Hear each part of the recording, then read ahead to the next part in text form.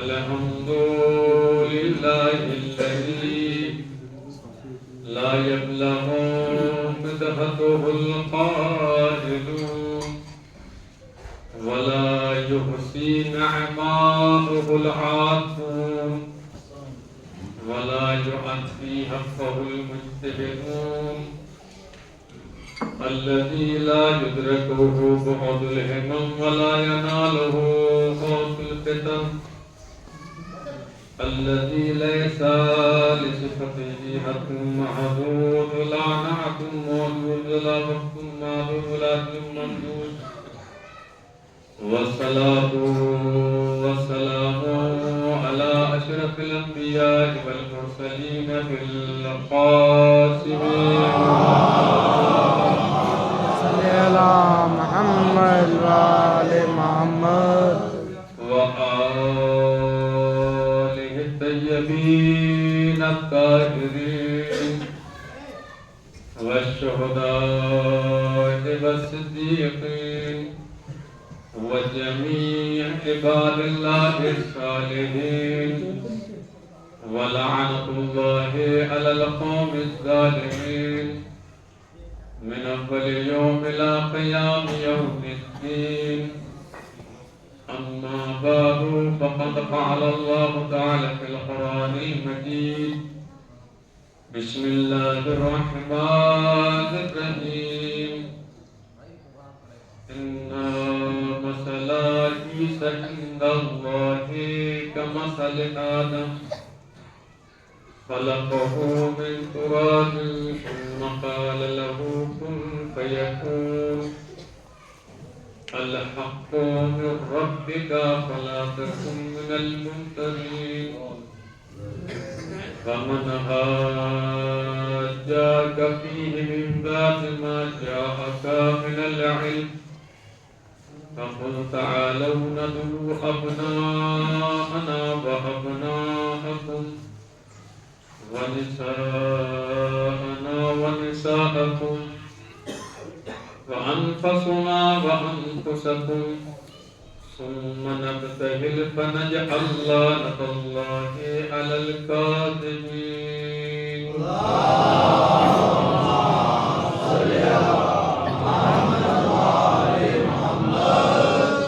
آپ تمام حضرات سے اہتمام سے کہانی خمسہ کے والدین مرحوم جناب شاہد حسین ابن زاہد حسین اور حجاب فاطمہ ان کے عوض علی اور رضا عباس حضور ابن راشد حسین اور کل مؤمن المؤمنات خصوصاً جو سال میں ہمارے درمیان میں تشریف نہیں رکھتے ان سب کے لیے ان کے بھی نام آپ کو یاد آ ہے سورہ فاتحہ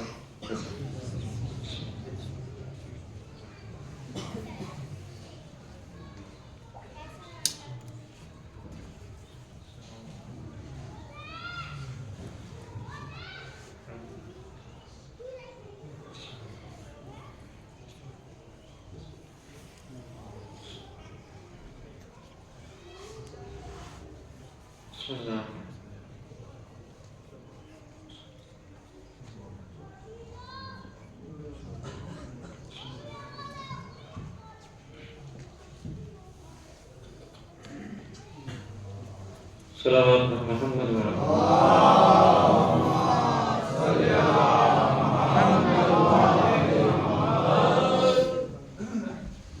خدا کا لاکھ لاکھ شکر ہے کہ اس نے ایک مرتبہ پھر یہ موقع فراہم فرمایا کہ آپ حضرات کے درمیان حضرت زہرا سلام اللہ علیہ کے عنوان سے اس خمسے کا انعقاد کیا گیا. خدا بانی خمسہ سننے والوں، سمجھنے والوں، عمل کرنے والوں پر اپنی رحمتیں اور برکتیں نازل فرمائے اور ہمیں مزید توفیق عنایت فرمائے کہ ہم شہزادی کونین مادر حسنین کو اپنا وسیلہ قرار دیں اور خدایا ہم دنیا میں بھی ان کے ساتھ ہیں، خدایا محشر میں بھی ہمارا حشر اہل بیت علیہ السلام کے ساتھ. صلوات پر محمد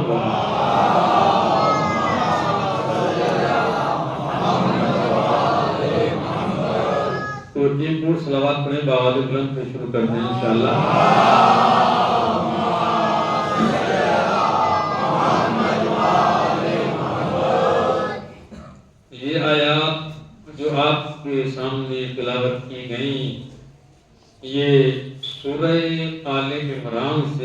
تعلق رکھتی ہیں۔ تذکرہ آل عمران کا ہے تو آیتوں کا انتخاب بھی سورہ آل عمران سے ہے۔ اب یہ بزرگ تو سمجھ گئے اس بات کو، ہمارے بچے جو ہیں وہ نہیں سمجھے۔ میں نے جو جملہ کہا کہ تذکرہ کیونکہ آل عمران کا ہے تو انتخاب بھی ابتدائی طور پر سورہ آل عمران کا ہے، چونکہ ہم کہتے ہیں حضرت ابو طالب، آپ کا ابو طالب نام نہیں ہے، ابو طالب آپ کی کنیت ہے۔ ایک آپ کے بیٹے طالب ہیں، ایک جعفر ہیں، ایک عقیل ہیں، ایک علی ہیں۔ اگر پوچھے نام کیا ہے تو آپ کہیں گے کنیت تو ابو طالب ہے مگر ان کا نام عمران ہے۔ فرمائیں کنیت ابو طالب ہے مگر نام عمران ہے۔ تو یہ جو آیت کریمہ تلاوت آپ کی خدمت عالیہ میں کی گئی، انشاءاللہ ہم پروگرام بنا رہے ہیں کہ ایک پیپر جو ہے وہ رکھا جائے۔ آپ یہ باتیں یاد رکھیں جو مجلس میں پڑھی جا رہی ہیں، اعلان انشاءاللہ کل جو ہے وہ کیا جائے گا، جیسے بھی ہوگا آپ کی خدمت میں پہنچایا جائے گا۔ تو ان آیتوں کا تعلق سورہ آل عمران سے ہے۔ اگر پوچھا جائے کہ پہلی مجلس میں کون سی آیتیں تلاوت کی گئیں تو سورہ آل عمران کی آیت نمبر 59، آیت نمبر 60 اور آیت نمبر 61، یہ 3 آیتیں ہیں جو آپ حضرات کی خدمت عالیہ میں تلاوت کی گئی۔ یہ آیتیں وہ ہیں کہ جس میں اہل بیت علیہ السلام کے معدیت کا نہیں بلکہ روحانیت کی بلندی کا تذکرہ ہے۔ دیکھیے میں کچھ کہہ رہا ہوں، معدیت کا نہیں بلکہ اہل بیت کی روحانیت کے مقام کا تذکرہ ہے۔ وہ اور ہوتے ہیں جو معدیت کے قصے سنائے جاتے ہیں اور وہ اور ہوتے ہیں جہاں روحانیت کے قصے پائے جاتے ہیں۔ نہیں، آپ مجھے بتائیے کہ اللہ نے حضرت آدم کی معدیت کا قصہ سنایا یا روحانیت کا قصہ سنایا؟ یعنی اللہ نے یہ بتایا کہ ابراہیم کتنے مالدار تھے یا اللہ نے یہ بتایا کہ ابراہیم کتنے شجاع تھے؟ اللہ نے یہ بتایا کہ موسیٰ کتنے مالدار تھے یا اللہ نے یہ بتایا کہ موسیٰ فرعون سے نہ ڈرنے والے تھے؟ اللہ نے یہ بتایا کہ یونس کتنے مالدار تھے یا اللہ نے یہ بتایا کہ خدا کے اطاعت کرنے والے کتنے تھے؟ اس لیے کہ مالداری کے تذکرے کسی اور کے ہوتے ہیں، روحانیت کے تذکرے کسی اور سے ہوتے ہیں۔ روحانیت کے تذکرے کسی اور سے ہوتے ہیں، اس لیے کہ معدیت نام ہے دنیا سے جڑنے کا اور روحانیت نام ہے اپنے خالق سے جڑنے کا۔ صحابہ پر محمد علمہ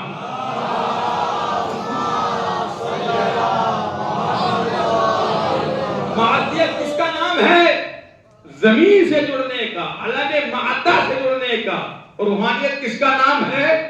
خدا سے جڑنے کا۔ بھئی یہ مسئلہ نہیں ہے، اللہ آپ سے یہ نہیں پوچھے گا کہ آپ اتنے کم مالدار کیوں تھے، پوچھے گا اللہ آپ سے؟ نہیں پوچھے گا۔ کم بھی ہو سکتے ہو، زیادہ بھی ہو سکتے ہو، تو مجھے فرمائیں، لیکن اللہ جس چیز کا سوال کرے گا ان اکرمکم عند اللہ اتقاکم، یہ ضرور پوچھے گا کہ روحانیت میں تمہارا مقام کیا تھا۔ بات سمجھیں، یہ ضرور پوچھے گا کہ روحانیت میں تمہارا مقام کیا تھا۔ معدیت میں مقام کم بھی ہو سکتا ہے، زیادہ بھی ہو سکتا ہے، مگر روحانیت میں اگر چھوٹا مقام بھی ہے تو آپ سمجھیں کہ وہ بہت بڑا مقام ہے۔ روحانیت میں اگر چھوٹا مقام بھی ہے تو آپ یہ سمجھیں کہ وہ بہت بڑا مقام ہے۔ اس لیے کہ ہر کس و ناقص کو یہ مقام روحانیت حاصل نہیں ہوتا، یہ تبھی حاصل ہوتا ہے جب خدا سے جڑے ہوئے ہو۔ توجہ فرمائیں، یہ تبھی حاصل ہوتا ہے جب خدا سے جڑے ہوئے ہو۔ اب آپ پڑھتے رہیے کہ فلاں صاحب غنی تھے، اما غنی ہونا اور ہے، سچا ہونا اور ہے۔ غنی ہونا اور ہے اور سچا ہونا اور ہے۔ اس لیے کہ غنی ہونے کا تعلق کس سے؟ دنیا سے۔ اور سچے ہونے کا تعلق کس سے ہے؟ خدا سے۔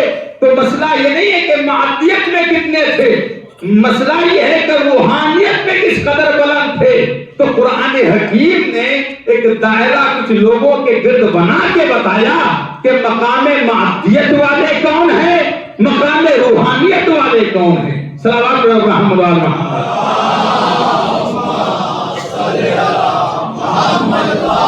یہ اور آسان ہوتا جائے گا اگر بچوں کی سمجھ میں نہیں آ رہا ہے، اور باوجہ میں صلوات محمد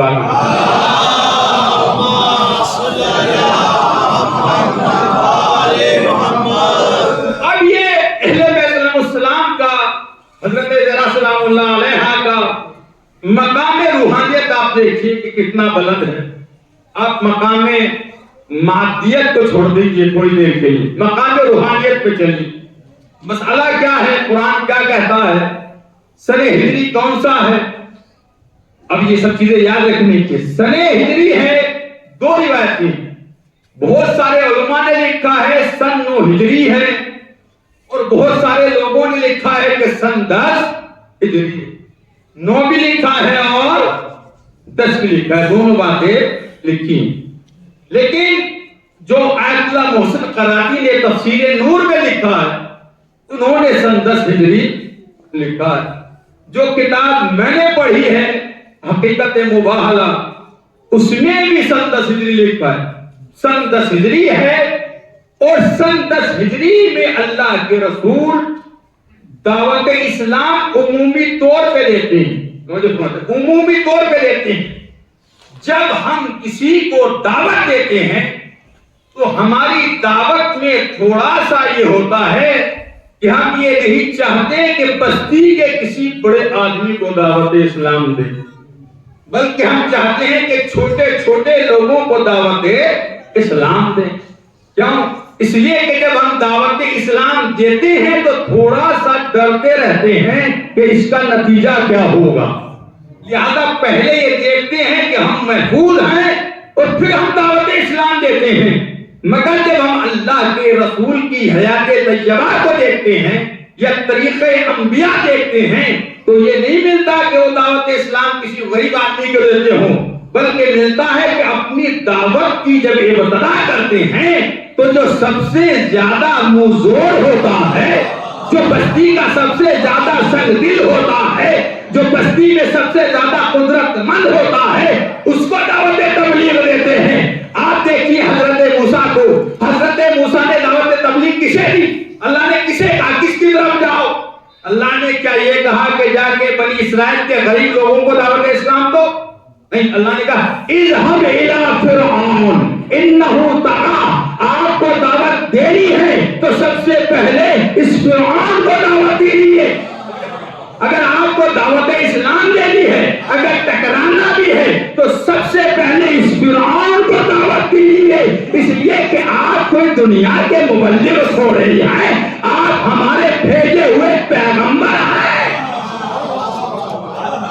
کوئی اتنی چھوٹی تھوڑی ہے کہ آپ چھوٹے چھوٹوں کو دعوت اسلام دینے لگے۔ اذهب الى فرعون انه طغى، آپ جائیے فرعون کی طرف اور جا کر انہیں دعوت دیجیے، فرعون کو دعوت دیجیے۔ اب جب فرعون کو دعوت دینے کے لیے گئے تو کون کون تھا ان کے ساتھ میں؟ ایک بیوی تھی جو حالت حمل میں تھی، بعض روایتوں میں ہے کہ بچہ پیدا ہو چکا تھا۔ چلیے، چاہے حالت حمل میں تھی اور چاہے بچہ پیدا ہو چکا تھا۔ اور دوسرے کون تھے؟ دوسرے ساتھ میں تھے حضرت ہارون۔ اور یہ مختصر سا لشکر دعوت اسلام کسے دینے جا رہا ہے؟ وقت کے فرعون کو، وقت کے بادشاہ کو۔ لیکن کیوں جا رہا ہے؟ کہ جن لوگوں کو ہم مبلغ بنا کے بھیجتے ہیں ان کے دل میں کسی بادشاہ سے خوف نہیں ہوتا۔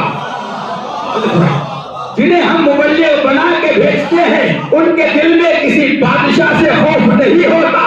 اگر ایک سچا مولوی انبیاء کی روش پہ چلنے لگلائے تو بستی کے بدماشوں سے مولوی نہیں گھبرائیں گے، بلکہ بستی کے بدماش مولویوں سے گھبرائیں گے، چونکہ طریقے انبیاء پہ چل رہا، روش انبیاء پہ چلے۔ دل کتنا مضبوط ہونا چاہیے کہ وقت کے فرعون کو للکار دیا، ساتھ میں بھائی ہیں، بیوی ہے، ایک بچہ ہے، اور خود حضرت موسیٰ ہے۔ اللہ کے رسول نے بھی جو اہل نجران کو دعوت دی تھی وہ کسی عام پبلک کو نہیں دی تھی، نہیں آپ سمجھیں گے، وہ کسی عام پبلک کو نہیں دی تھی، جب ہم اہل نجران کہتے ہیں تو بچوں کی سمجھ میں یہ آتا ہے شاید چھوٹا سا کوئی گاؤں ہوگا، اس گاؤں والے کو اللہ کے رسول نے دعوت دی تھی، مگر جب آپ جغرافی حال اس کا دیکھیں گے تو لکھا ہے وہ ایک دو گاؤں کا نہیں، وہ 83 گاؤں کا مرکز تھا۔ کتنے گاؤں آتے تھے اس کے ارد گرد؟ 83 گاؤں آتے تھے، اور ان گاؤں کا نجران مرکز تھا، اور سب سے بڑے اسقف اعظم، جیسے ہمارے ہاں کیا کہتے ہیں مجتہد، وہاں کہا جاتا ہے اسقف، اور اسقف میں بھی کہا جاتا ہے کہ اعظم، یعنی جو ان کا سب سے بڑا اسقف تھا اس کو دعوت اسلام دے رہے تھے۔ آپ کسی معمولی آدمی کو خط نہیں لکھ رہے تھے دعوت اسلام کا، بلکہ جو اسقف اعظم تھا اس کو آپ خط لکھ رہے تھے۔ سنیے، اسقف اعظم تھا اس کو خط لکھ رہے تھے۔ ظاہر سی بات ہے جب کسی اتنے بڑے آدمی کو دعوت اسلام دی جائے تو اسے غصہ آتا ہے، غصہ آتا ہے، اس کو لگتا ہے یار میں اتنا بڑا آدمی اور مجھے کہہ دیا، مجھے ٹوک دیا، اور مجھے دعوت اسلام دی جا رہی ہے۔ جب اس کو دعوت اسلام دی گئی تو وہاں اس نے 1,25,000 کا لشکر، ان کے پاس جنگجو موجود تھا اس وقت، کتنا؟ 1,25,000 کا جنگجو لشکر موجود تھا، لہذا جو کمانڈر تھا لشکر کا اس کو بلایا اور بلا کے کہا کہ مجھے محمد نے ابن عبداللہ نے جو عرب میں رہتا ہے دعوت اسلام دی ہے۔ کمانڈر تو کمانڈر ہی ہوتا ہے، سن کر فوراً کہا ارے کون ہوگا کہ جس کے اندر اتنی جرأت ہوئی جو ہمارے اسقف اعظم کو دعوت اسلام دے دے؟ آپ حکم تو کیجیے، ہم اس کا سر ابھی اتار کے لے آتے ہیں، ہم کوئی تعداد میں کم تھوڑی ہے، ہمارے پاس میں 1,25,000 کا لشکر ہے۔ وہی ایک بیٹھا ہوا تھا، اس نے کہا مگر میں نے اڑتے اڑتے خبر سنی ہے کہ محمد کے لشکر میں ایک ایسا جوان ہے جو لاکھوں کی تعداد میں اگر لے کے بڑھو تو لاکھوں کا مقابلہ کر سکتا۔ سلام پڑھے بڑے محمد ہوا۔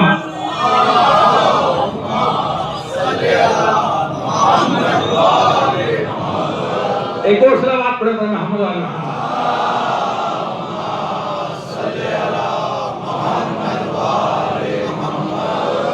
گفتگو ہے، واقعہ ہے، بھائی 1 گھنٹے لگائے نکالنے کے لیے، گفتگو ہے سن 10 ہجری کی یا 9 کی، اور سن 9 ہجری تک خیبر فتح ہو چکا، مرہم مارا جا چکا، انتر مارا جا چکا، عمر ابن عبدود مارا جا چکا، جتنے عرب میں بہادر تھے سارے کے سارے مارے جا چکے۔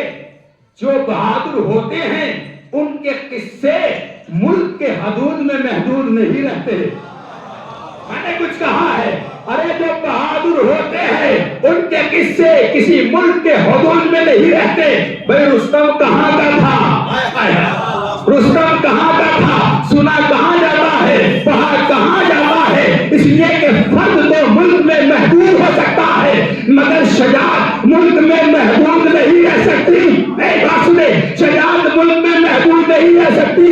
اب تو جاہل خطیب کہتے ہیں ارے قاسم سلیمانی تو ایرانی کمانڈر تھے، لہذا ان کے فضائل ایران والوں کو پڑھنے چاہیے کہ ہندوستان والوں کا تعلق کیا ہے۔ ابے وہ مرد نہ تھے، وہ مرد شجاعت تھے، اور شجاعت کے حصے ملکوں میں محدود نہیں ہوتے، دنیا میں پھیل جایا کرتے۔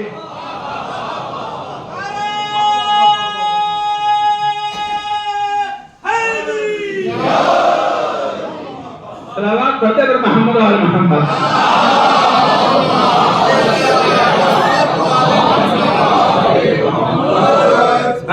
رہبر معظم جب جمعہ پڑھایا تو آپ بتائیے میڈیا نے کیا چلایا، پتہ نہیں کس بل کے اندر چھپے ہیں، مگر رہبر نے اعلان کر دیا اس بار جو جمعہ ہوگا وہ ہم پڑھائیں گے۔ جتنے بزدلوں کی اولاد تھی سب نے کیمرے ایران کی طرف کر دیے کہ یہ خالی کہہ رہے ہیں یا کر کے بھی دکھائیں گے۔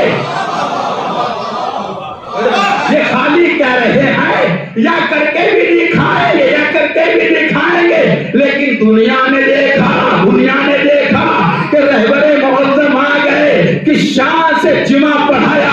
اگر کسی پہ خوف ہوتا ہے تو بدن بھی لرزہ برانداز ہوتا ہے, زبان میں بھی لکنت آتی ہے. ارے جمعہ پڑھانا کوئی معمولی کام نہیں ہے, یہ کوئی 7 رکعت نماز نہیں ہے کہ فوراً اس کو پڑھا دیا جائے. اس میں پہلا خطبہ بھی ہوتا ہے, اس میں دوسرا خطبہ بھی ہوتا ہے. ہر نماز سے یہ نماز بڑی ہوتی ہے. سورہ جمعہ بھی ہوتا ہے, سورہ منافقون بھی ہوتا ہے.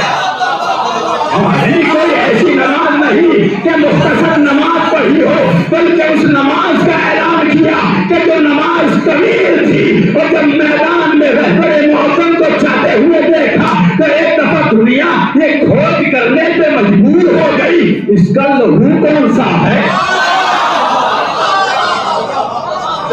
میں نے بات کہہ دی, ارے دنیا یہ کھوج کرنے پہ مجبور ہو گئی, اس کا خون کون سا ہے, اس کا شیر کون سا ہے. جب دنیا نے دیکھا ارے یہ تو اولاد علی ابن ابی طالب ہے, تو لکھنے پہ مجبور ہو گئی اولاد علی کو ہونا ہی ایسا چاہیے. صلوات پڑھتے رہو محمد علیہ.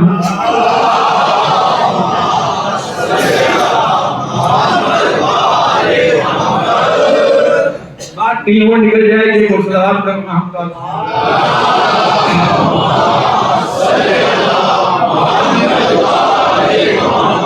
لیکن انشاءاللہ جو رہ جائے کرے گا سلسلے وار وہ آگے دوسری مجلس میں بیان کرتے جائے گا. چونکہ ماشاءاللہ اس بار میں نے بتایا تقریباً 10 مجلسیں ہیں. پہلے جو ہے وہ بڑھتی جا رہی تھی تو پتہ نہیں چل پا رہا تھا, اب سلسلے وار رہے گا انشاءاللہ. صلوات پڑھتے رہے گا محمد علیہ.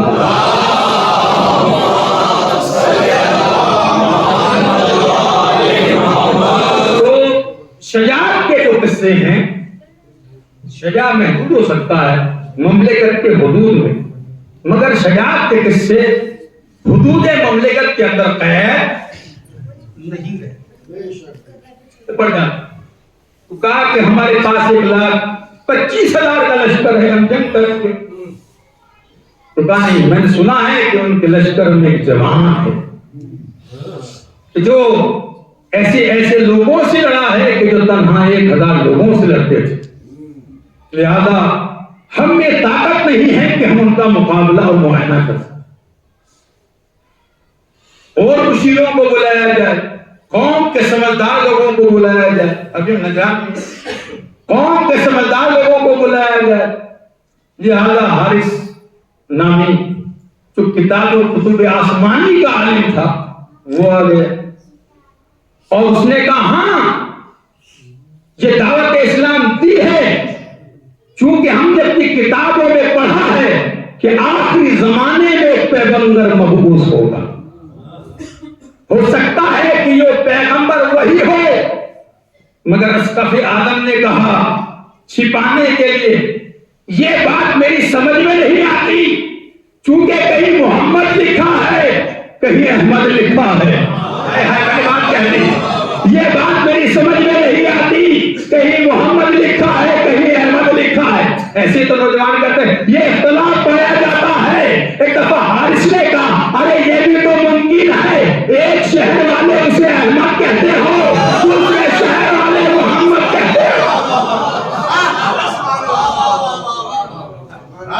تم کیا کہہ رہے ہیں؟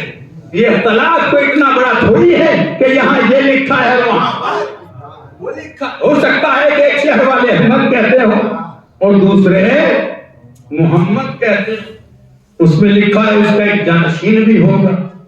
اس میں خبر ہے کہ اس کے یہاں کوئی اولاد نرینہ نہیں ہوگی بلکہ اس کے یہاں ایک بیٹی ہوگی. لکھا ہے کہ اس کے 2 شہزادے بھی ہوں گے. ارے چلو مدینہ چلو, چل کر پوچھ لیتے ہیں کہیں اللہ کا یہ وہی پیغمبر تو نہیں ہے. چلو مدینہ چلتے اور جا کے خبر لیتے ہیں. اس سے پوچھا تم کیا کہتے ہو؟ کہ یہ اپنے آپ کو بہت بڑا عالم سمجھتا ہے, اس کی بات تھوڑی مانی جائے گی. بتاؤ تم نے کون سی کتاب پڑھی ہے؟ حارث نے کہا میں تمہیں فلاں کتاب سے بتا رہا ہوں. تو کہا اگر وہ نبی ہے تو صحیفہ آدم کو اٹھا کے لاؤ, اس میں بھی خبر ہوگی. صحیفہ شیش کو اٹھا کے لاؤ, اس میں بھی خبر ہوگی.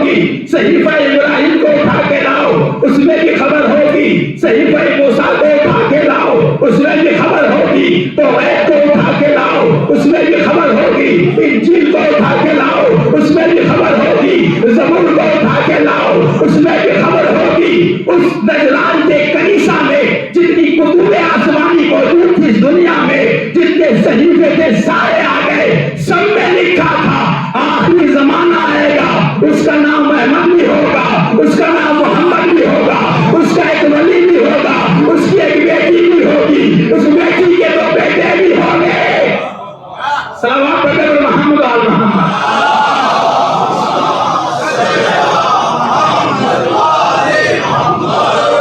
ساری آسمانی کتب جتنی اس وقت دنیا کے اندر موجود تھی سب کو اٹھا کے لایا گیا، اور لانے کے بعد وہ خبریں پڑھی گئی، کیونکہ انہیں بھی پتا تھا کہ اگر نبی کا صحیح احوال جاننا ہے تو آسمانی کتاب بتا سکتی ہے، کوئی صحیح بخاری نہیں بتا سکتی، کوئی صحیح مسلم نہیں بتا سکتی، کوئی صحیح ترمذی نہیں بتا سکتی، ان کا تو وجود بھی نہیں، میں نام دے رہا ہوں، یعنی کوئی دوسری کتاب نہیں بتا سکتی، اس لیے کہ جو رائٹر کتاب لکھتا ہے ہو سکتا ہے اس میں اس کا نفس شامل ہو، اس لیے انہوں نے جو کتابیں منگائی وہ معتبر ترین کتابیں منگائی، جو صحیفہ آدم تھا، صحیفہ موسیٰ تھا، صحیفہ حضرت ابراہیم تھا، صحیفہ حضرت شیش پیغمبر تھا، وہ معتبر کتابیں منگائی، اور ان سے جب ساری کی ساری خبریں انہوں نے پڑھ لی تو اب انہوں نے چھانٹنا شروع کیا، اور چھانٹتے چھانٹتے روایتوں میں ہے کہ 60 لوگ سے لے کر 83 لوگ تک، کہیں 60 کہیں 70 کہیں 80 اور کہیں 83، لیکن 60 سے لے کر اور 83 اتنے لوگ ساری بستیوں سے منتخب ہوئے، جو بستیوں میں عقل کے اعتبار سے بھی کامل تھے، جو بستیوں کے اندر دولت کے اعتبار سے بھی مکمل تھے، جو دولت کے جو دین کے اعتبار سے بھی مکمل تھے، یعنی تینوں طاقتیں ساتھ لے کے چلے، دولت علم بھی ساتھ لے کے چلے، اور فرمایا دولت علم بھی ساتھ لے کے چلے، شجاعت بھی ساتھ لے کے چلے، اہل و فکر و نظر بھی ساتھ لے کے چلے، اور جب یہ چلتے چلتے سفر کرتے ہوئے مدینے کی سرحد تک آئے تو انہوں نے اپنے قافلے کو پہلے ٹھہرایا، اور ٹھہرا کر انہوں نے ایک کام کیا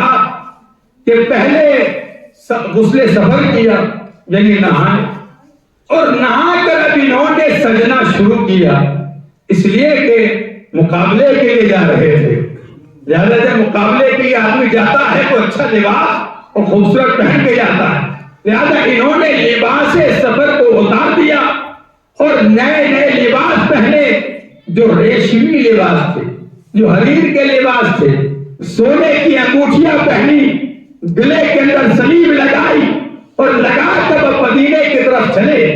جب یہ گلیوں سے گزر رہے تھے اپنے گھوڑوں پر بیٹھے ہوئے تو یہ اس قدر حسین لگ رہے تھے کہ مدینے والوں نے آج تک اتنے سجے ہوئے انسان ہی نہ دیکھے تھے۔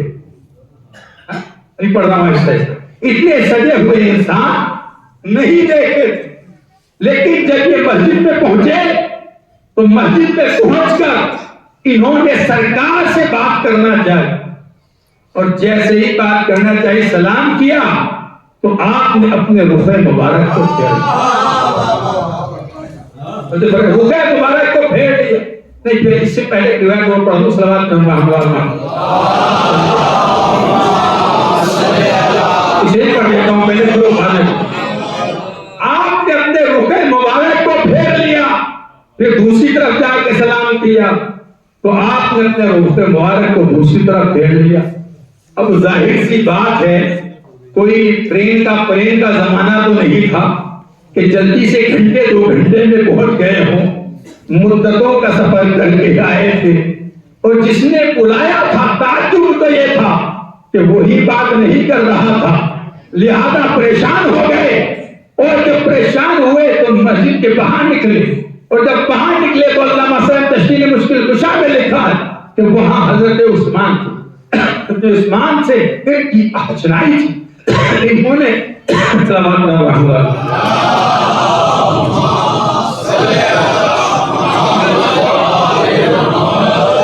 حضرت عثمان سے پوچھا کہ ہم آئے تھے، ہمیں بلایا تھا، مگر انہوں نے ہم سے بات نہیں. آپ بتا سکتے ہیں کہ انہوں نے بات کیوں نہیں؟ حضرت عثمان کی 2 چاندن سے رسول اللہ کے ساتھ رہ رہے.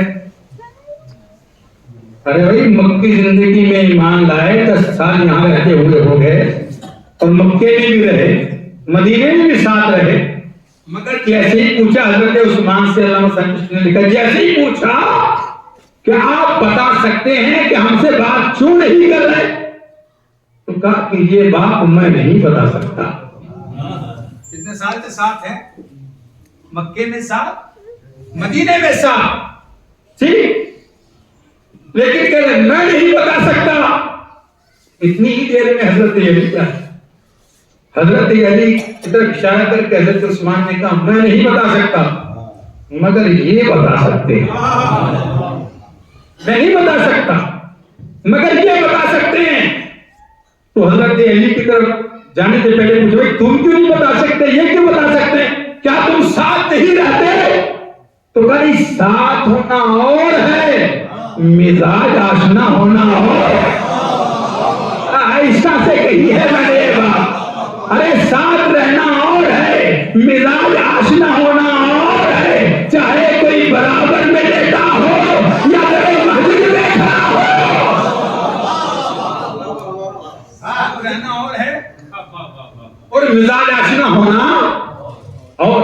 آپ کو بہت سارے لوگ بہت ساروں کو لیتے ہیں, لیکن یہ ہے مزاج آشنا, یہ بتائے گا, یہ جانتا ہے مزاج نبوت کہ اس وقت کیوں بات نہیں کی. تو کہا ٹھیک ہے, گئے حضرت علی کے پاس اور جانے کے بعد کہا آپ ہماری ایک مشکل کو آسان فرما دیں. کیا بات ہے, مشکل کیا ہے؟ کہ مشکل یہ آئے تھے سفر کر کے, نہا دھو کے آیا ہے, کوئی جسم میں بدبو بھی نہیں آ رہی ہے, گھر کے سفر بھی نہ ہے, لباس پوشیدہ بھی نہ ہے, ہم صاف ستھرے کپڑے پہن کے آئے ہیں, مگر سرکار ہم سے بات کرنے کے لیے تیار نہیں ہے. حضرت علی نے ایک نگاہ سر کے بالوں سے پیروں تک ڈالی اور بس کفا کہا مجھے اتنا بتاؤ کیا یہی کپڑے پہن کے گئے تھے؟ سمجھے آپ کپڑوں پہ رہیں گے پوری تقریر, کیا یہی کپڑے پہن کے گئے تھے؟ انہوں نے کہا ہمارے کپڑوں میں کیا خرابی ہے, اچھے خاصے ہیں, نئے ہیں. ایک دفعہ میرے مولا نے کہا اگر یہ کپڑے پہن کے قیامت تک بھی جاتے رہو گے تو رسول تمہارے سوال کا جواب نہیں دے گے. اگر یہ کپڑے پہن کے جاؤ گے تو رسول تمہارے سلام کا قیامت تک بھی جواب نہیں دیں گے. مرتے کیا نہ کرتے کہ اتنی دور سے آئے ہیں, ایک تجربہ اور کر لیتے ہیں. تو کہا یا علی پھر بتا دیجئے کہ ہم کون سے کپڑے پہن کے آئے. کہ جو اتارے تھے سفر کے, جو سفر کے اتارے تھے انہی کپڑوں کو پہن کے آؤ, پھر میری بات کا تجربہ کرو. واپس گئے, مرتے کیا نہ کرتے, کپڑے بدلے اور جب بدل کے سرکار کی خدمت میں پہنچے, جیسے ہی مسجد کے اندر داخل ہوئے سرکار پورے قد کے ساتھ استقبال کے لیے کھڑے ہو گئے. اپنی ردائے مبارک کو اتارا اور کھجور کی چٹائی کے اوپر بچھا کے کہا آؤ یہاں بیٹھو. تعجب سے کبھی علی کو دیکھا اور کبھی نبی کو دیکھا. میں نے کیا کہا, کبھی علی کو دیکھا, کبھی نبی کو دیکھا, کبھی علی کو دیکھا, کبھی نبی کو دیکھا. اور ایک دفعہ تعجب سے پوچھا سرکار آنے والے تو پہلے بھی ہم ہی تھے مگر ہمارے سلام کا جواب تک نہ دیا, اب کپڑے بدل کے آئے ہیں تو آپ استقبال کے لیے بھی کھڑے ہو گئے, ردائے مبارک بھی بچھا دی. رسول نے مسکرا کے کہا جب تم پہلے آئے تھے تو تمہارے ساتھ شیطان بھی آیا تھا. جب تم پہلے آئے تھے تو تمہارے ساتھ شیطان بھی آیا تھا. میں اللہ کا نبی ہوں, میں مہمانوں کا احترام کرتا ہوں, شیطانوں کا احترام. بس یہاں سے میری شروع ہو گئی. صلوات پڑھ دے محمد علیہ.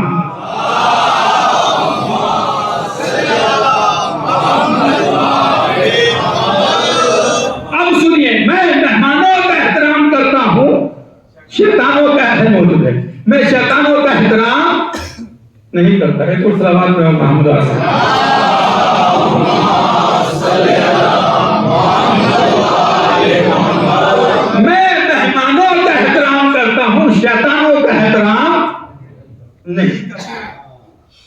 یا رسول اللہ یہ شیطان کا تعلق لباس سے کیا ہے؟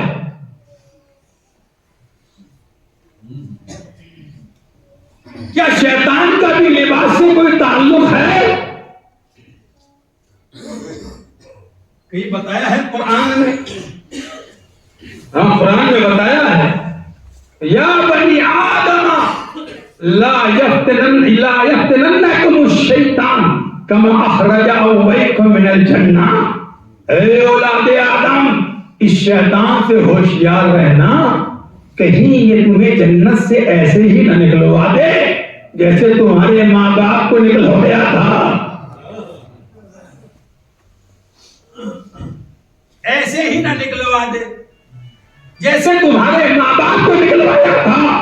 اس نے کیا کیا تھا؟ اس نے آدم و حوا کو پھل کھلا دیا جس کے نتیجے میں سزا کیا ملی؟ مجھے کیا ملی سزا؟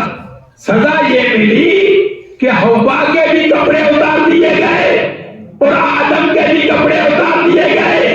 یعنی اللہ کہہ رہا ہے جس طرح تمہارے ماں باپ کو ننگا کر کے اس نے جنت سے نکلوایا تھا اولاد آدم ڈرتے رہنا کہیں تمہیں بھی ایسے ہی نہ نکلوا دے. کیسی باتیں کر رہے ہیں سنتے رہے. کہیں تمہیں بھی ایسے ہی نہ نکلوا دے. سنیں توجہ سے جتنے بھی حیوانات ہیں جتنے بھی حیوانات اللہ نے ان کو ستر پوشی کے ساتھ پیدا فرمایا.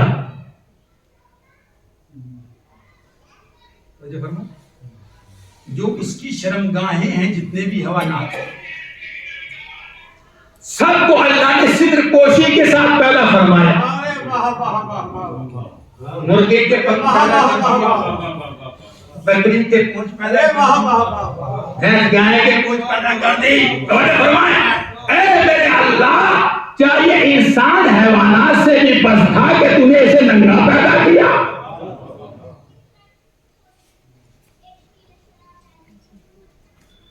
یہ پیس تھا کیا؟ کہاں نہیں پروردگار اسے کیا دیا کہ حیوان کو میں نے ستر پوشی دی مگر انسان کو میں نے حیا کا پردہ دیا. میں نے کیا کہا؟ انسان کو میں نے حیوان کو میں نے ستر پوشی دی مگر انسان کو میں نے حیا کا پردہ دیا. جتنا انسان مرد ہو یا عورت جتنا باحیا ہوتا چلا جاتا ہے اتنا ہی پردہ بڑھتا چلا جاتا ہے. چھوٹا سا بچہ ہے نا اس چھوٹے سے بچے کو ماں نہلاتی ہے سلاتی ہے 2 سال کا ہوا 3 سال کا ہوا مگر ایک وقت وہ آتا ہے کہ بچہ کہتا ہے جو ماں 2-3 سال سے پیشاب کرا رہی تھی اب وہ بچہ ماں سے کہتا ہے امی اب تمہاری ضرورت نہیں ہے ابا اب تمہاری ضرورت نہیں ہے بھائی اب تمہاری ضرورت نہیں ہے. ارے تبدیلی کہاں سے آ گئی؟ اسے اللہ نے حیا کا پردہ دے دیا. سنتے ہی اسلامات جو کہاں والا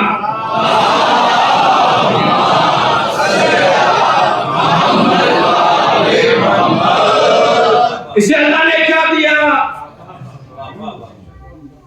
حیوان کو ستر پوشی کے ساتھ پیدا ہوا اور اس کو اللہ نے حیا کا پردہ دے دیا.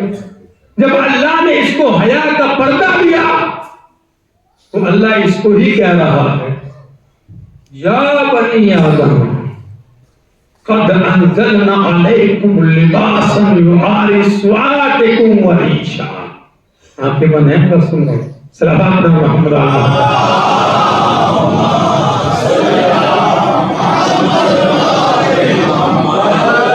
آنکھیں بند کرنے سے اگر کان سنتے رہے تو وضو نہیں ٹوٹتی.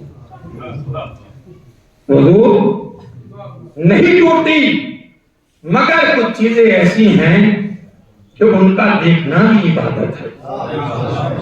ماں باپ کے چہرے کو دیکھنا عبادت کعبے کو دیکھنا عبادت قرآن کی آیتوں کو دیکھنا عبادت شیعہ اہل بیت کو دیکھنا عبادت. ویسے ہی عالم کی بات سننا بھی عبادت عالم کو دیکھنا بھی عبادت. इबादत कर रहे हैं। सलावत पढ़ो मोहम्मद वाला।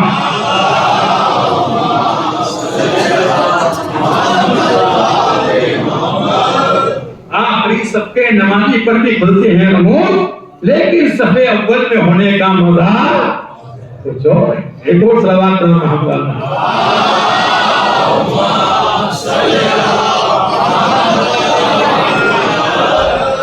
तो मैंने फरमाया तो अल्लाह ने हैवान को सित्र पोशी और इंसान को अल्लाह ने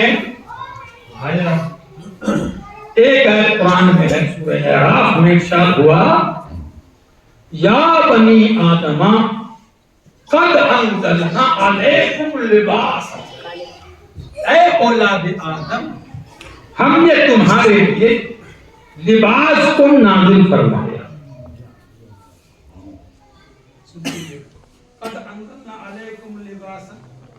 हमने तुम्हारे लिए लिबास को नाज़िल फरमाया। क्यों? युआरिसवातिकुम वरीशा, ताकि तुम्हारे लिए सबबे सित्र पोशी भी बने और जीनत का सामान भी बने। दो बातें लाने के लिए लिबास के मुताबिक, एक का सितर पोशी का सबब बने और दूसरे का कि तुम्हारी जीनत का सबब बने। माशरे में लिबास को दो उन्वान से लिया गया। एक उन्वान है जीनत का, मुसलमान है, अल्लाह ने क्या कहा? सुआतिकुम वरीशा, तुम्हारा सबब जीनत भी बने और तुम्हारा पर्दा भी बने। दो उन्वान से लिया गया लिबास।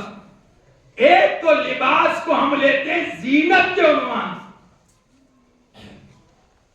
जब कोई लड़की सूट खरीदती है तो ये नहीं देखती कि इसमें मेरा बदन जाहिर हो गया छिपेगा, बस ये देखती है मुझ पे ये कैसा लगेगा। एक हमने लिया जीनत के उन्वान से और दूसरा हमने किस उन्वान से लिया? दूसरा हमने लिया गर्मी और सर्दी के उन्वान से, कि गर्मी में ये बढ़िया रहेगा और सर्दी में ये अच्छा रहेगा।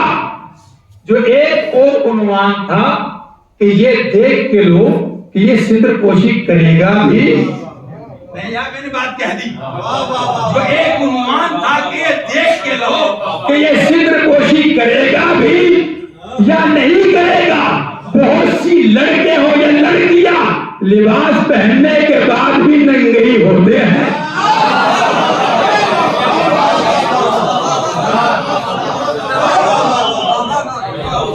बहुत से लड़के देख लीजिएगा, टुकीपुरे में जब बारिश होती है तो क्या हाल होता है। तो लड़की हो लड़कियां लिबास पहनने के बाद भी नंगे ही होते हैं।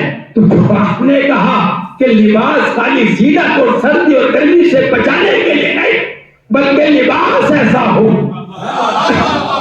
लिबास ऐसा हो कि जो तुम्हारी सिद्र पोशी भी कर सके।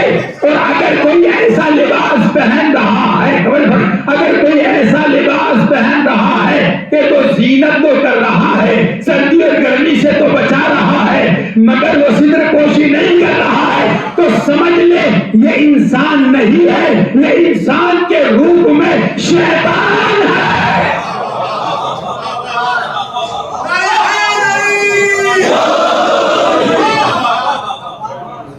तो समझ लेना चाहिए कि ये इंसान नहीं है, बल्कि ये इंसान के रूप में शैतान है। ऐ मेरे भाइयों, जब घर से शादी के लिए तैयार होके जाना तो अपने लिबास पे एक नजर ये भी मार लेना कि ठीक है जीनत का सबब तो है, या माँ बेटियों के लिबास पे एक नजर मार ले कि मेरी बेटी अच्छी तो लगेगी मगर पर्दा भी बाकी रहेगा।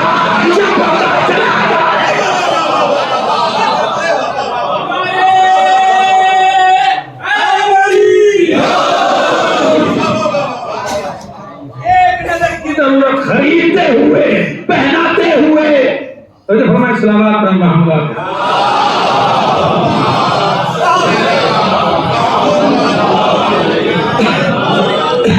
एक सलावत पढ़ना होगा।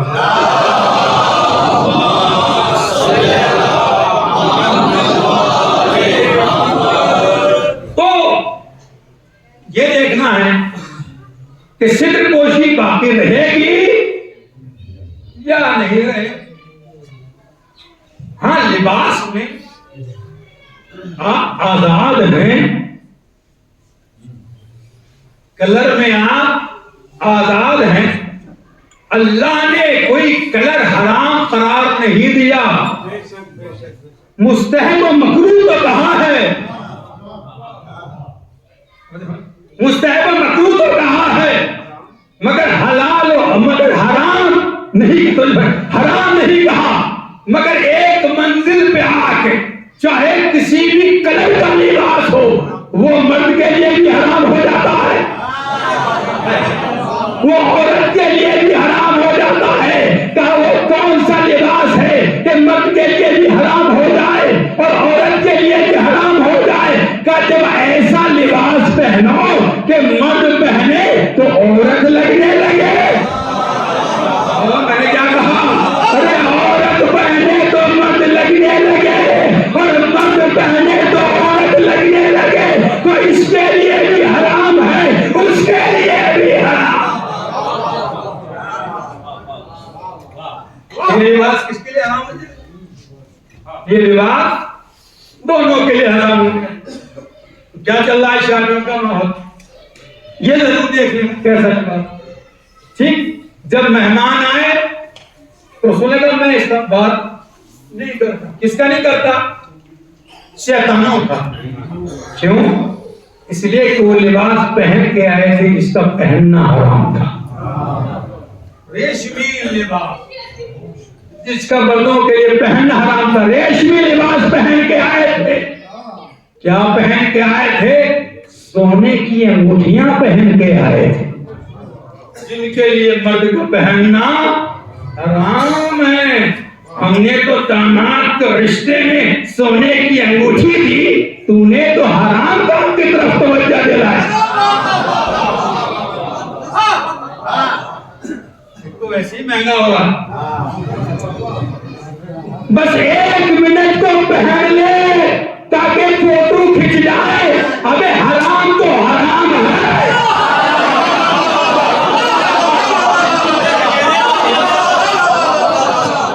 اگر پھر یہ تیرے گلے کا توپ بن جائے.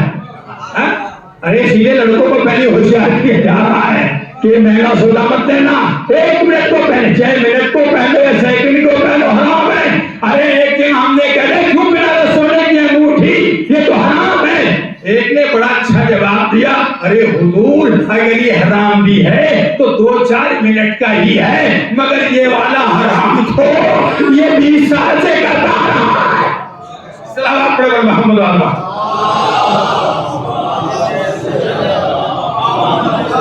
سلامات ایسا پڑھنے کے بعد سمجھ میں آ رہی پتہ چل جائے گا.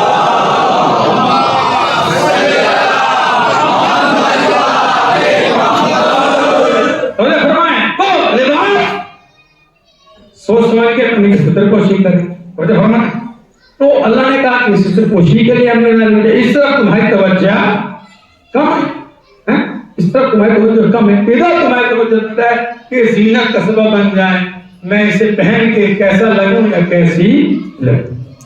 اس لیے اللہ نے اپنے پیغمبر اور اللہ کے رسول نے حضرت علی سے کہا, یا علی اذا حضرت, اے علی جب تم آئینہ دیکھو. ہم کیا کرتے ہیں آزاد لباس میں, اور جب ہم تیار ہو جاتے ہیں گھر تو کیا حرکت کرتے ہیں؟ ہم جاتے ہیں کہاں پہ؟ آئینے کے سر میں کنگھا, داڑھی ہو تو داڑھی میں کنگھا, اور جب فرمائیں کر کے دیکھتے ہیں وہاں تو وہیں سے دماغ میں شیطان آ جاتا ہے. کہاں سے آ جاتا ہے؟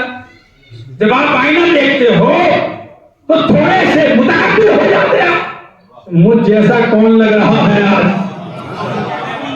بھیا تم میں صفت ہونا ہو, عورتوں میں تم سے زیادہ ہوتی ہے. صفت تو گھر والوں سے پوچھتی ہے پہن کے, بتاؤ کیسی لگ رہی ہوں. شوہر ہوتا ہے تو شوہر سے پوچھتی ہے, ماں ہوتی ہے تو ماں سے پوچھتی ہے, بڑی بہن ہو تو بڑی بہن سے پوچھتی ہے, پھوپھی خالہ ہو تو ان سے پوچھتے بتاؤ کیسے لگ رہی ہوں یا کیسے لگ رہا ہوں.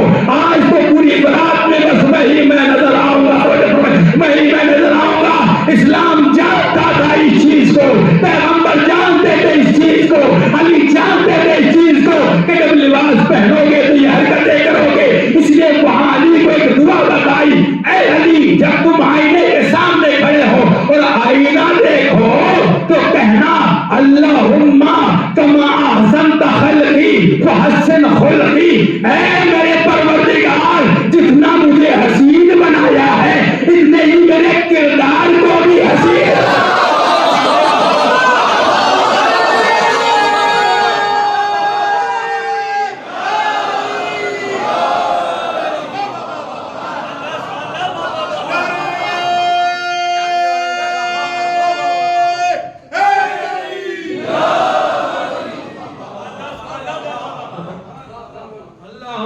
کما احسنت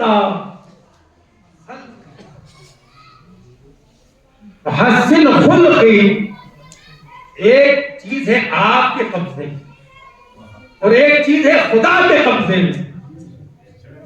آپ کا قد کتنا ہوگا، آپ کا رنگ کیسا ہوگا، آپ کی ناک کیسی ہوگی، آپ کے دانت کیسے ہوں گے، آپ کی ٹانگیں چھوٹی ہوں گی کہ لمبی ہوں گی، پتہ نہیں میں نے یہ لطیفہ سنایا تھا نہیں۔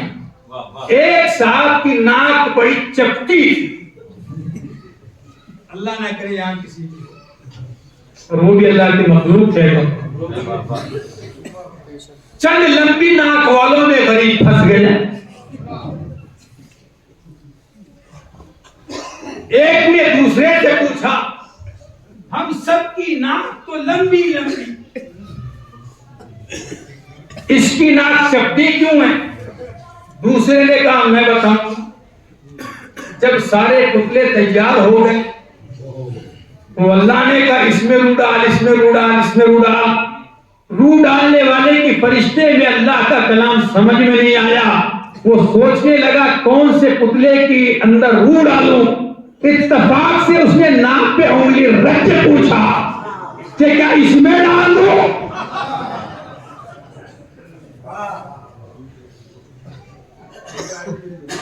اس لیے اس کی بیچارے کی ناک چپٹی ہو گئی، مگر میرے عزیزوں یہ لطیفہ تھا، حقیقت نہیں، یہ خدا کی قدرت ہے، اس نے کلر کیسے بنایا، یہ ساری چیزیں ہیں خدا کے ہاتھ میں، ہمارے ہاتھ میں ہے اخلاق۔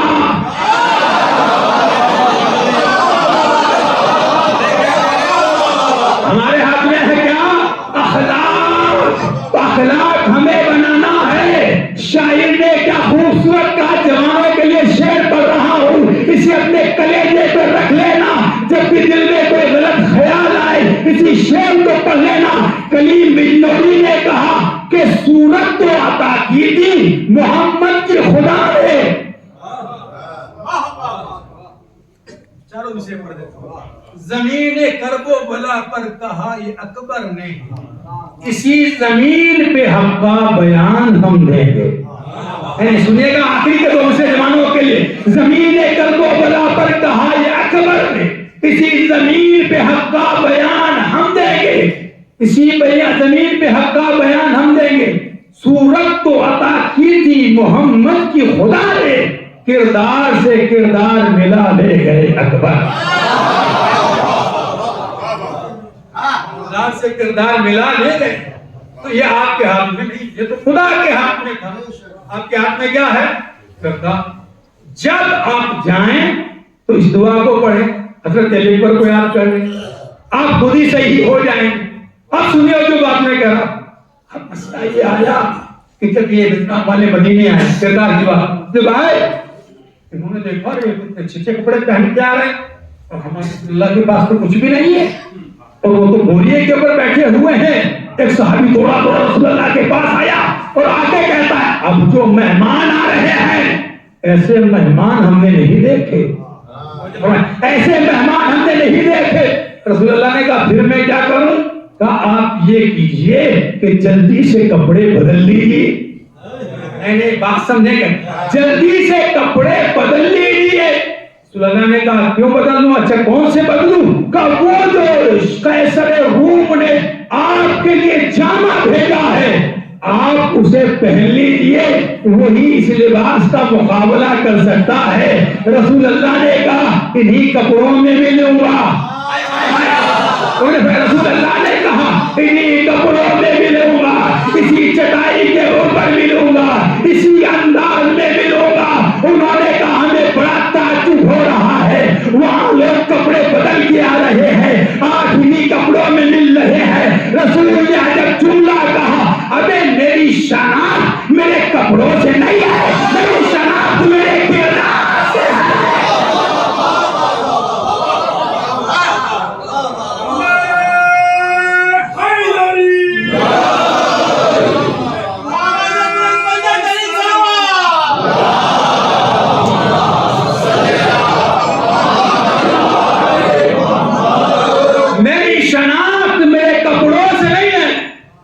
میری شناخت میرے کردار سے ہے۔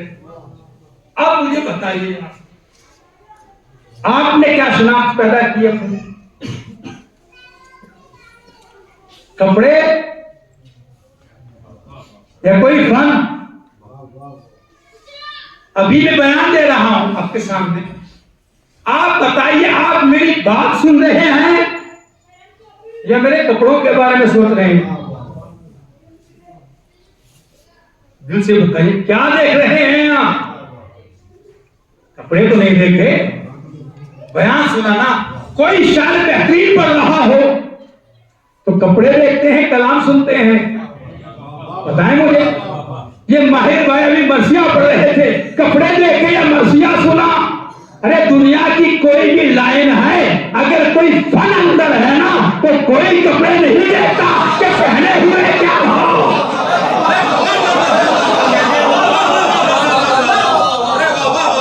فن پیدا کرو، صلوات پڑھو محمد۔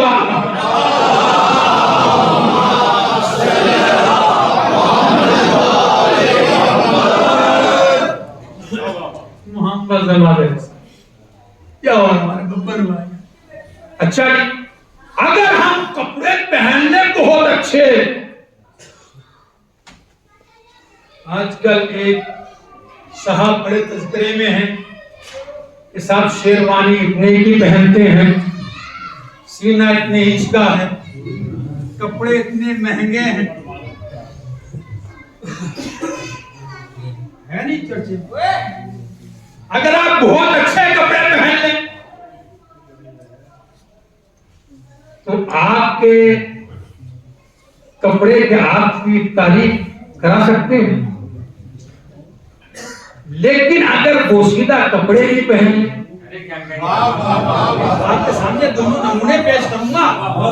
ارے کل کو چھوڑ دیجیے، آج کے نمونے دیکھ لیجیے، ایک ملک ہے وہ اور ایک ملک ہے کہانی چاہتا ہے یہاں مہنگے مہنگے کپڑے ہیں، مگر جیسے ہی بولتا ہے پتا چل جاتا ہے ماں کیسی ہے، باپ کیسا ہے، خاندان کیسا ہے، جذبہ کیسا ہے۔ بڑے وہ ہے جس کی آستین بھی پھٹی ہوئی ہے، مگر جب بولتا ہے تو دنیا سمجھ جاتی ہے کہ لہو ہے۔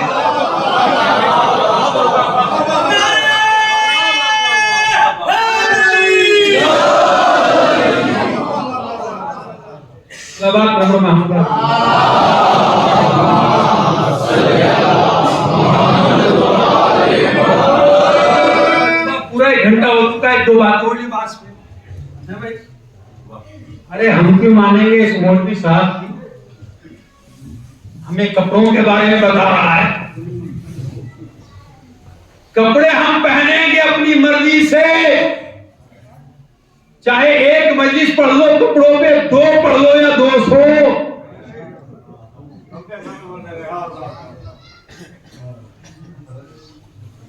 ہم بھی دعوے سے کہہ رہے ہیں تمہیں زندگی میں ہماری بات ماننا پڑے گی۔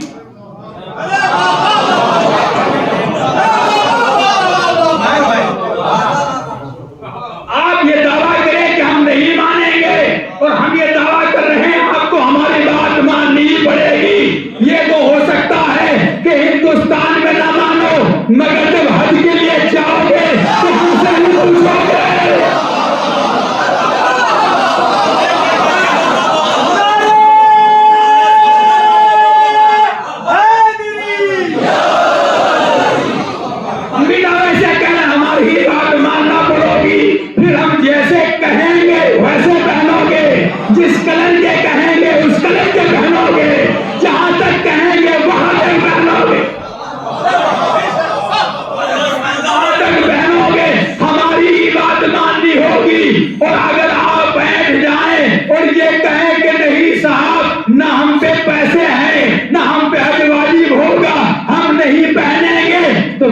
نہیں پہناؤ گے تو انشاءاللہ ایک دن ضرور ایسا آئے گا کہ ہم تمہیں پہنائیں گے.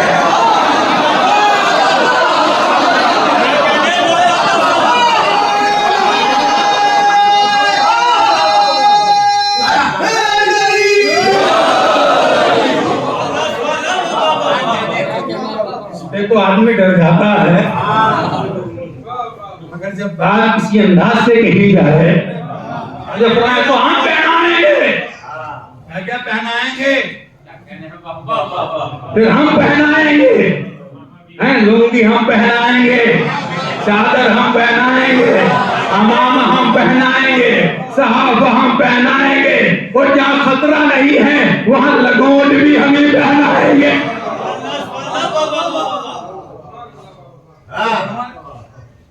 تو آپ یہ نہ سمجھیں کہ آپ کو اس میں آزاد رکھا گیا ہے. جوانوں اچھا کپڑے پہنو, اچھا لباس پہنو. اچھے لباس پہننا جوانوں کو منع نہیں ہے. حضرت علی بھی ہیں, حضرت پیغمبر بھی ہیں. 5 درہم ہیں میرے مولا کے پاس اور 5 درہم کے 2 لباس خریدتے ہیں علی. ایک 3 درہم کا خریدتے ہیں اور ایک 2 درہم کا خریدتے ہیں. ایک 2 درہم کا خریدتے ہیں, ایک 3 درہم کا خریدتے ہیں. کمبر غلام کا تو سوچ بھی چھوٹی تھی. بات کہتی کمبر غلام تھا تو سوچ بھی چھوٹی تھی. سوچا مولا نے اپنے لیے 3 درہم کا خریدا ہے, میرے لیے 2 درہم کا خریدا ہے, چلو 2 درہم کا ہی مل جائے گا. مگر جب گھر پہنچے تو علی نے 3 درہم والا کمبر کی طرف بڑھا دیا اور 2 درہم والا خود لے لیا. ایک دفعہ کمبر نے کہا مولا آپ کی شان ہے, آپ صاحب منصب ہے, آپ کو اچھا لباس پہننا چاہیے. وہ غلام نوازی تھی. میرے مولا نے کہا کمبر صاحب منصب ضرور ہوں مگر میں بوڑھا ہوں, تم جوان ہو, لوگ میرا لباس نہیں دیکھیں گے, لوگ تمہارا لباس دیکھیں. صلوات پڑھ دے اور محمد والے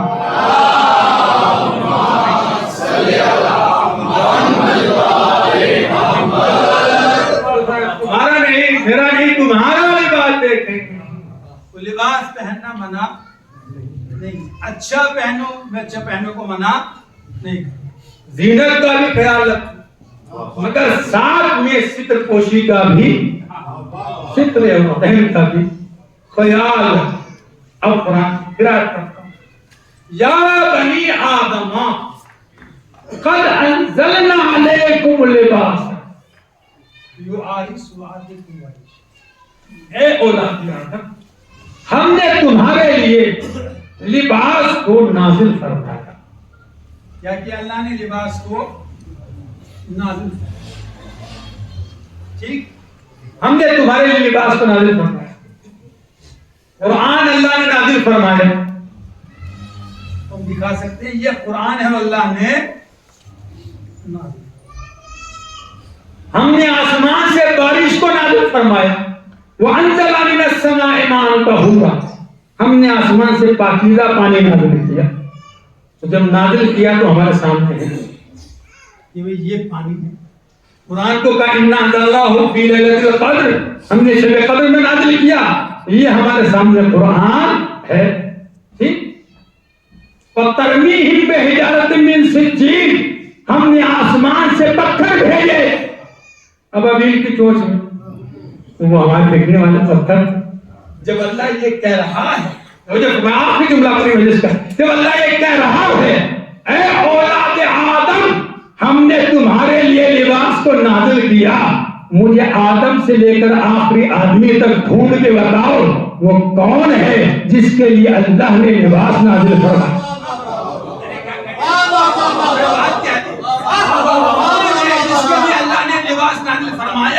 ہم نے قرآن میں آدم و حوا کے لباس اترنے کا تذکرہ پڑھا اور دوسری آیت میں لباس کے نازل ہونے کا تذکرہ پڑھا. ارے لباس اترنا تو ہمیں معلوم ہے اور ہم دھڑاکے سے پڑھتے ہیں. آدم کا لباس اتارا گیا, حوا کا لباس اتارا گیا. ارے یہ بھی تو ذرا پڑھا کرو وہ کون ہے جن کے لیے اللہ نے لباس کو نازل فرمایا.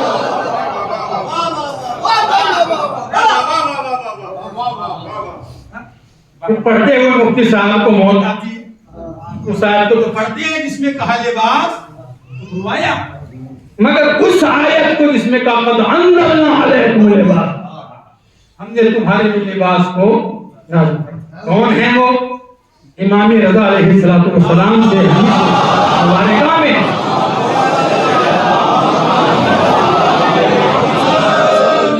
کہ عید کا ایام قریب آ گئے، قریب آ گئے عید کے ایام کو، حسنین علیہ السلام کریمین نے کہا کہ سب کے لباس آ گئے مگر ہمارا لباس نہیں آیا۔ شہزادی نے فرمایا بیٹو گھبرانے کی ضرورت نہیں ہے، خیاط کے یہاں گئے ہیں، لباس لے کے آ جائے، لباس لے کے آ جائے۔ بچے جو ہے تمہیں انتظار کرتے کرتے سو گئے، شم شہزادی نے مصلی بچھا لیا۔ میرے پروردگار یہ تو تو جانتا ہے یا میں جانتی ہوں، مگر تیری کنیز نے کہہ دیا خیاط کے یہاں گئے ہیں، اب میری عزت تیرے حوالے ہے۔ فوراً کسی نے دخل باب کیا تھا انا خیاط الحسنین، میں حسنین کا آگے جنت سے دونوں شہزادوں کو پہنائے اور دونوں کو یہ لباس کے متعلق قرآن حکیم کے پورے بیان ہے انشاءاللہ، باقی حصہ وہ ہے انشاءاللہ کل خدمت عالیہ میں پیش کیا جائے گا حضرت زہرا صلی اللہ علیہ کے نام سے۔ تو یہ روحانی مقام ہے حضرت زہرا اللہ علیہ لباسا، کہ آسمان سے ان کے بچوں کے لیے لباس نازل خدا کرتا۔ جب اللہ کے رسول بیمار ہوئے حالت علالت، حسنین کریمین وہاں آئے تو دونوں رسول اللہ کے سینے مبارک سے لگ گئے۔ علی نے ہٹانا چاہا تو سرکار نے فرمایا انہیں نہ ہٹاؤ، انہیں مجھ سے جدا نہ کرو، انہیں میرے سینے مبارک پہ رہنے دو، مجھ سے انہیں جدا نہ کرو، میں قریب ان سے بچھڑ جاؤں گا، یہاں سے چلا۔ سب سے زیادہ غم اگر نبی کی جدائی کا تھا، یوں تو پورے عالم کو غم ہے وفات پیغمبر، کوئی ایسا نہیں ہے کہ جس کو غم نہ ہو، سب کو اللہ کے رسول کی جدائی کا غم، مگر جس کو چاہے جتنا کم ہو، فاطمہ سے زیادہ غم کسی کو نہیں، شہزادی سے غم زیادہ کیا ہوتا ہے باپ، یاد کریں آپ اپنے باپ، تو میں جملہ ہی کہہ رہا ہوں یہ آپ کی روح پہ اتر جائے گا انشاءاللہ، امید ہے۔ جیسے کوئی پہاڑ ہو اور پہاڑ کے کسی طوفان کو روک رکھا ہو، جب باپ مرتا ہے تو ایسا ہوتا ہے جیسے انسان طوفان کی زد میں آ گیا۔ حضرت سلمان فارسی نے سلیم بن کثیر حلالی میں لکھا ہے کہ حضرت زہرا وہاں آئی، اور جب حضرت زہرا وہاں آئی تو اس وقت حضرت سلمان فارسی وہاں تھے، وہ کہتے ہیں کہ میں نے دیکھا کہ زہرا رونے لگی، پوچھا رسول اللہ نے کیوں رو رہی؟ تو فرمایا بابا آپ جا رہے ہیں، آپ کی زہرا کو بہت ڈر لگ رہا ہے۔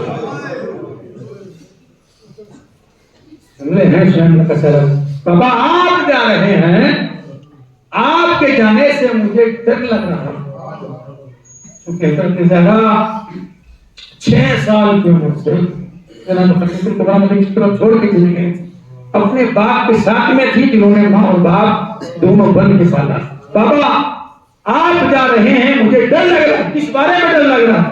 اے بابا میں اپنے بارے میں ڈر رہی ہوں، اپنے شوہر کے بارے میں ڈر رہی ہوں، اور میں اپنے بچوں کے بارے میں ڈر رہی ہوں۔ اے بابا مجھے خوف لگ رہا۔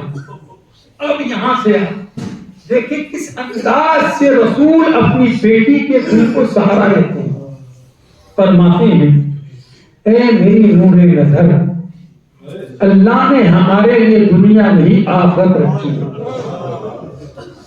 اے میری بیٹی تو دنیاوی عزتوں کی طرف نہ دیکھنا، اے میری بیٹی تو اخروی عزتوں کی طرف دیکھنا، اس لیے کہ نبی کو پتا ہے کہ نبی کے بعد اس خانوادے کے ساتھ سلوک ہونے والا ہے۔ اس لیے آپ کیسے فرماتے ہیں اے میری بیٹی اللہ نے نظر انتخاب ڈالی، مجھے سید الانبیاء بنا دیا، علی کو سید الاولیاء بنا دیا۔ اے علی جو علم تمام پیغمبروں کو دیا وہ خدا نے تنہا مجھے دیا اور الگ سے علم دیا، وہ میں نے سارا علی ابن ابی طالب کو دے دیا۔ اے زہرا اگر علی کا دنیا احترام نہ کرے تو تیرے دل میں تکلیف نہ ہو، اس لیے کہ ان کا خدا احترام کرتا ہے، ان کا ملائکہ احترام کرتی ہیں، ان کا فرشتے اکرام کرتے ہیں، ان کی توہین کرنے سے تمہارا دل چھوٹا نہ ہو۔ اے میری لاڈلی فاطمہ صبر سے کام لینا، صبر سے کام لینا، اسلام نے فارسی کے فرمایا صبر سے کام لینا۔ پھر کیا ہوا کہ کسی نے یکیک دخل و باب کیا، زہرا نے پوچھا کون ہے؟ تو آواز آئی انا غریب، میں ایک مرد مسافر ہوں، رسول سے ملاقات کرنا چاہتا ہوں۔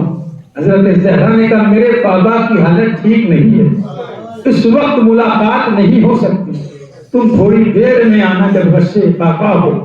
رسول اللہ تو یہ آنے والا مرد مسافر چلا گیا، پھر تھوڑی دیر کے بعد دخل باب کیا، پھر کہا کہ ایک مرد مسافر ہوں، رسول سے ملنا چاہتا ہوں۔ زہرا نے پھر کہا میرے بابا اس حالت میں نہیں ہے، مگر تیسری مرتبہ ایسی محب آواز میں کہا ایک مرد مسافر ہوں، رسول سے ملنا چاہتا ہوں، کہ زہرا رونے لگی۔ جب آنسو رخسار رسالت میں ٹپکے اللہ کے رسول نے آنکھوں کو کھول دیا۔ اے میری نور نظر، میری زندگی میں رونے کی وجہ کیا ہے؟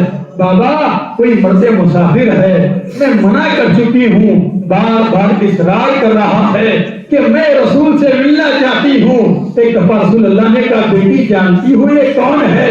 اے میرے بابا آپ بہتر جانتے ہیں، بتائیے یہ کون ہے؟ کہا یہ وہی ہے جو بھائی کو بھائی سے جدا کر دیتا ہے، یہ وہی ہے جو چھوٹے چھوٹے بچوں سے ماں کا سایہ چھین لیتا ہے، یہ وہی ہے کہ جو بہنوں سے بہنوں کو جدا کر دیتا ہے۔ اے میری نور نظر، یہ آج تک کسی کے دروازے پہ کھڑا نہیں ہوا، یہ تیرے در کی عظمت ہے کہ جہاں ملک الموت کھڑا ہو کے اجازت مانگ رہا ہے۔ ارے جیسے ہی ملک الموت کا نام سنا زہرا کی آنکھوں میں آنسو آ گئے، سمجھ گئی میرے بابا کا وقت قریب آ گیا۔ اے میری بیٹی اس ملک الموت کو آنے کی اجازت دے دو۔ ملک الموت داخل خانہ رسالت معاف ہو گیا، ایک دفعہ کھڑا ہو گیا سرکار کے سامنے، کہا حوران بہشت آپ کی زیارت کی مشتاق ہے، غلامان بہشت آپ کا انتظار کر رہے ہیں، خدا آپ کو سلام کر رہا ہے، آپ کی زیارت چاہتا ہے، آپ کا دیدار چاہتا ہے۔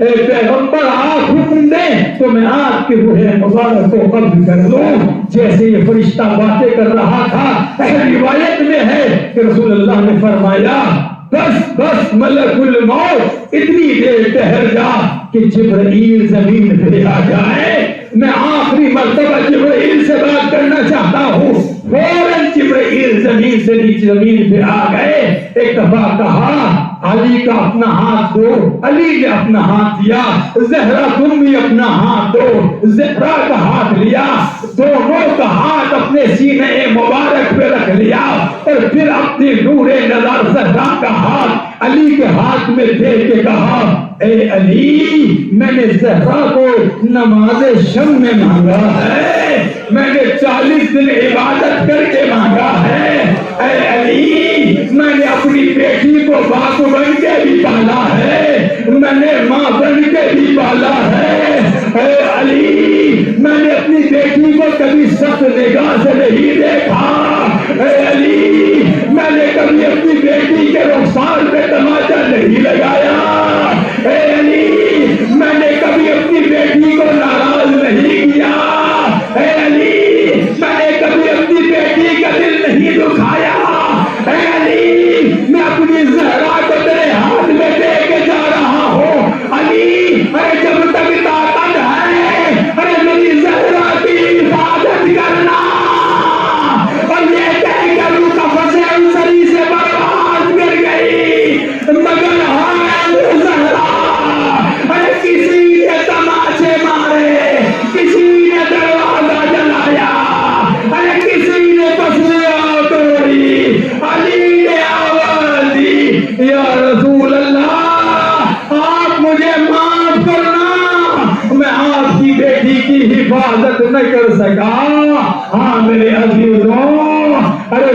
عادت میں میں نے پڑھا شیخ عباس قمی جو محدث اکبر کہلاتے ہیں، خاتم المحدثین کہلاتے ہیں، انہوں نے ایک کتاب لکھی ہے جس کا نام لکھا ہے بیت الاحزان، یعنی وہ گھر جس میں غم ہی غم تھا۔ وہاں انہوں نے تحریر فرمایا ہے کہ باپ کو گھر سے رخصت کر کے 7 دن تک زہرا بے ہوش رہی، اور غشی کے عالم میں زہرا نے 7 روز گزارے۔ ارے جب 7ویں دن ہوش آیا تو زہرا نے کیا کیا؟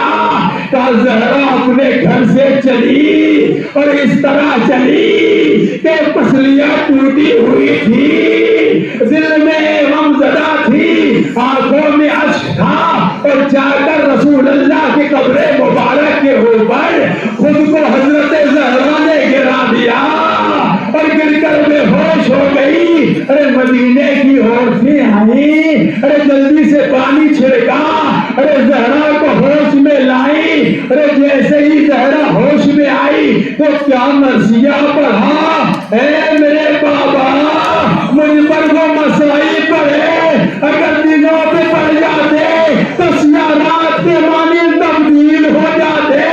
اے میرے بابا اس مدینے میں کوئی مجھے بچانے نہیں آیا، اے میرے بابا اس مدینے میں کوئی تعزیت دینے نہیں آیا، اے میرے بابا میری جاگیر چھین گئی، اے میرے بابا میرے شوہر کے گلے میں رسی کا پھندا ڈالا گیا۔ روایتوں میں بار بار عرض کرتی تھی اور کوئی زہرا کے امداد کو نہیں آیا۔ ہاں ہاں کتنا ظلم تھا، صاحبان تاریخ نے لکھا ہے کہ سب سے زیادہ مضبوط اصحاب رسول میں بلال تھے، جن کے سینے کے اوپر پتھر رکھا جاتا تھا، جنہیں دھوپ میں لٹایا جاتا تھا، مگر پھر بھی احد احد کی سزائیں دیتے تھے۔ مگر سینے کا مضبوط ہونا اور ہے اور دل کا مضبوط ہونا اور ہے۔ کہتے جب بلال نے یہ ظلم و ستم زہرا پہ دیکھے تو مدینے کو بلال نے چھوڑ دیا اور شام کی طرف چلے گئے۔ ارے جب شام میں پہنچے تو شام کا وقت تھا، ارے سامان سفر کو کھول دیا، ارے بہوے استراحت ہو گئے۔ ارے جیسے ہی سوئے خواب میں رسول اللہ کو دیکھا، شکوہ فرما رہے ہیں، ارے بلال میری بیٹی میری قبر پہ آئی تھی، ارے مجھ سے کہہ رہی تھی ارے بابا اس مدینے میں کوئی پوچھنے نہیں آیا، ارے میرے بلال تجھ پر تو ہمیں بڑا ناز تھا، کیا تو بھی مدینہ چھوڑ کے آ گیا؟ ارے تجھے دیکھ کر تو زہرا کے دل کو ڈھارس ہوتی تھی۔ ارے بلال نے یہ خواب دیکھا، خواب سے بیدار ہوئے، ارے سامان سفر باندھنے لگے اور شام سے مدینے کا رخ کیا۔ اصحاب آگے بڑھے اور بڑھتے کا بلال ابھی تو آئے ہو، سفر کی تھکان بھی نہیں اتری، یہ واپس جانے کا پروگرام کیسے بنا لیا؟ بلال نے رونے کے بعد کہا میرے حبیب نے مجھے بلایا ہے، میرے محبوب نے مجھے بلایا ہے، میرا محبوب مجھے بلا رہا ہے۔ ارے بلال شام سے واپس چلے، اپنے گھر نہیں جاتے، مسجد نبوی قبر پیغمبر کی طرف جا کے کہتے ہیں یا رسول اللہ آپ کا غلام آ گیا ہے، آپ نے بلایا تھا غلام حاضر ہو گیا ہے۔ مسجد میں وقت نماز تھا، وقت اذان تھا، مؤذن چاہتا تھا کہ اذان کہے، مگر جب بلال کو دیکھا تو بلال کی حیرت کی وجہ سے گلدستے اذان تک نہ جا سکا۔ ارے فوراً واپس ہٹ کے بلال سے کہا جاؤ اذان کہو، مگر بلال نے ٹوٹے ہوئے دل سے قبر پیغمبر کو دیکھ کے کہا اب کس کے لیے اذان کہوں؟ وہ میرا محبوب کہاں ہے جس کو میری اذان پسند آتی تھی؟ وہ میرا محبوب کہاں ہے جو کہتا تھا بلال اذان کہو؟ جب تم اذان کہتے ہو تو میرا دل خوش ہو جاتا ہے۔ اب میں کس کے لیے اذان کہوں؟ میں اذان نہیں کہوں گا۔ ارے جب بہت دیر تک اذان نہ ہوئی تو زہرا نے حسن حسین کو بھیجا، ارے جاؤ میرے بابا کی مسجد میں دیکھو کہ اذان کیوں نہیں ہو رہی ہے۔ اب بچوں نے جا کر دیکھا تو وہاں بلال سے لوگ ضد کر رہے ہیں مگر بلال اذان نہیں کہتے۔ حضرت زہرا نے کہا جاؤ میرے بچوں بلال سے جا کر کہنا اگر میرے بابا موجود نہیں ہے تو ان کے دل کا ٹکڑا موجود ہے، آج تمہاری اذان زہرا سننا چاہتی ہے، جاؤ اذان کہو۔ ارے بچے گئے، گلدستے اذان پہ لے جا کے کھڑا کر دیا۔ ارے بلال نے کہا اللہ اکبر۔